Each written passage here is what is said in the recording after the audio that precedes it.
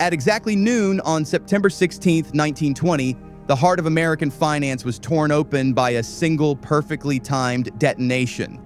38 people died in an instant. Hundreds more were maimed. Blood ran ankle-deep past the steps of the New York Stock Exchange, while ticker tape fluttered down like funeral confetti. The official story, repeated for 100 years in every textbook, claims it was the work of a lone Italian anarchist who vanished into legend. That story is a lie, carefully crafted, ruthlessly enforced, and soaked in the same blood it was meant to conceal. What happened that Rosh Hashanah morning was no random act of political terror. It was the culmination of a centuries-old covenant between hidden Jewish bloodlines wearing the masks of Anglo-Saxon aristocracy and the most fanatical Jewish revolutionaries the world has ever known. It was a ritual murder on the grandest scale, ordered from the highest office on Wall Street, executed by Bolshevik assassins trained in the blackest Kabbalistic arts, and covered up by a United States government already kneeling before the altar of Mammon and Moloch combined. The target was never the House of Morgan. It was the New York Stock Exchange itself, the last bastion of Gentile financial power that had to be broken so the hidden Mordecai throne could rise unchallenged.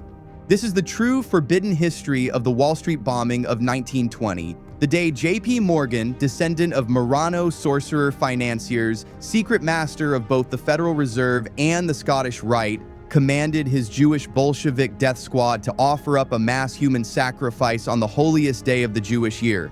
What follows is not theory, it is not speculation, it is the unbroken chain of blood and gold that still rules the world today, renewed every Rosh Hashanah in rituals most dare not imagine, sealed forever in the crimson stains that no amount of repaving has ever managed to erase from the corner of wall and broad. Listen closely, for the ram's horn is sounding again.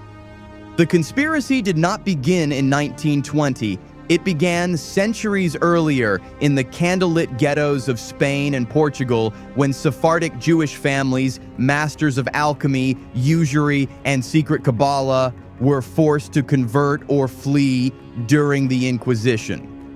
One such bloodline, carrying the hidden name Mordecai, escaped to England, changed its surname to Morgan, and over generations infiltrated the highest circles of Gentile power.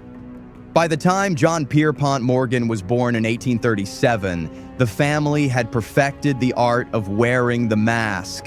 Episcopalian on Sunday, reciting the Kol Nidre in private on Yom Kippur in locked vaults beneath their Hartford mansion. Young Pierpont was taught from childhood that true dominion over the nations could only be achieved by combining the power of gold with the power of ritual blood.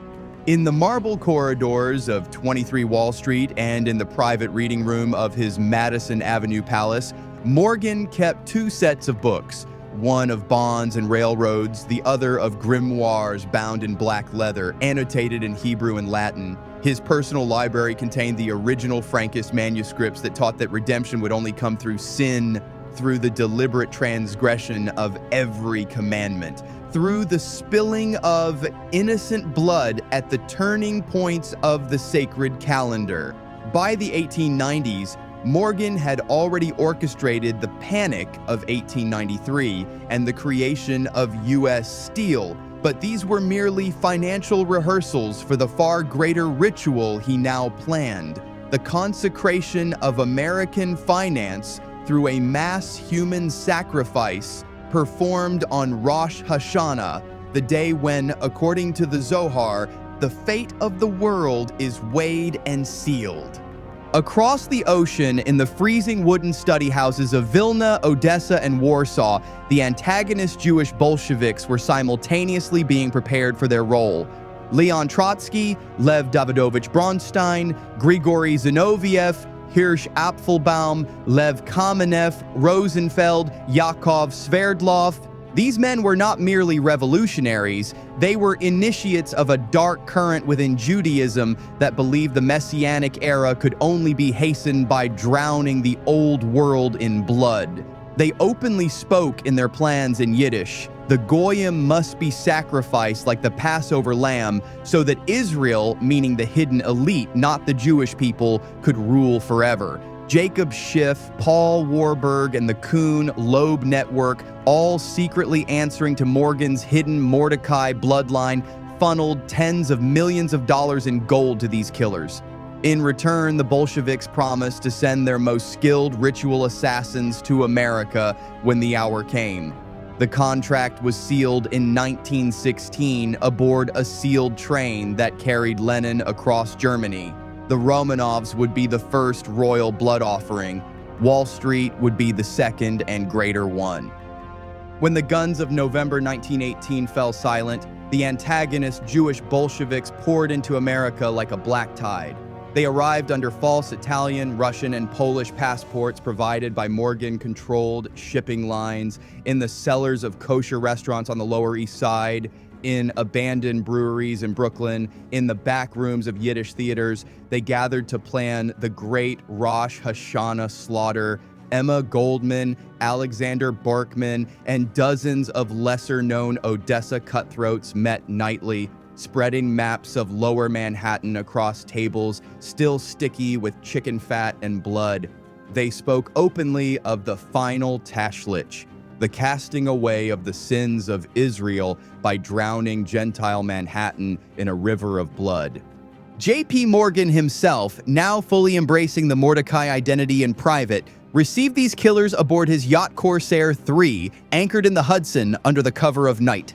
Dressed in a black silk tallit embroidered with golden squares and compasses, he presided over inverted Sabbaths where the traditional blessings were recited backward, where matzah was broken over bowls of crimson wine mixed with a few drops of Christian blood purchased from corrupt undertakers. At one such gathering in July 1920, Morgan personally handed a velvet pouch containing 144 diamonds, 12 times 12, the number of the tribes and the completion of the great work, to the leader of the bombing cell, a former Kiev rabbi turned Chekist known only as Comrade Baruch. The bomb was constructed in an abandoned silk mill in Paterson, New Jersey, under the supervision of 3 Jewish explosives experts who had blown up Tsarist police stations across the Pale. 100 pounds of dynamite stolen from DuPont was packed around 500 pounds of cast iron window sash weights. Each weight was laboriously engraved with a single Hebrew letter so that when the explosion scattered them, they would spell in mid-air one of the forbidden 72-fold names of destruction. Sacco and Vanzetti worked day and night, their hands blackened with powder, their eyes shining with the fervor of men who believed they were bringing about the final redemption. Bureau of Investigation agents, many of them Jewish operatives who reported directly to Morgan's private office, stood guard outside, turning away local police with badges and threats.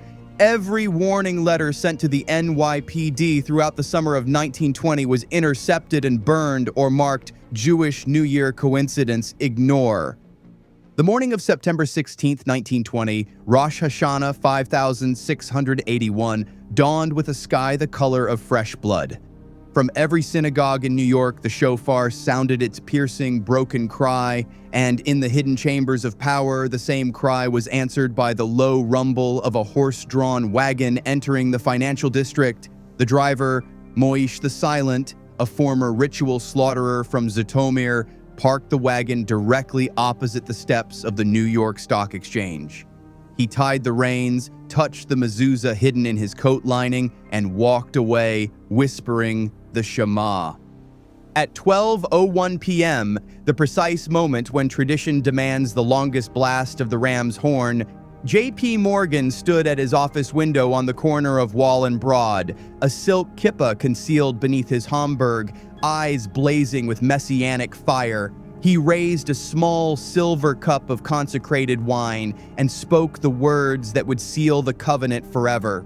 At that instant, the fuse burned through. The explosion was beyond human imagining. A pillar of orange-white flame shot 200 feet into the air, followed by a black cloud filled with thousands of spinning iron letters of doom.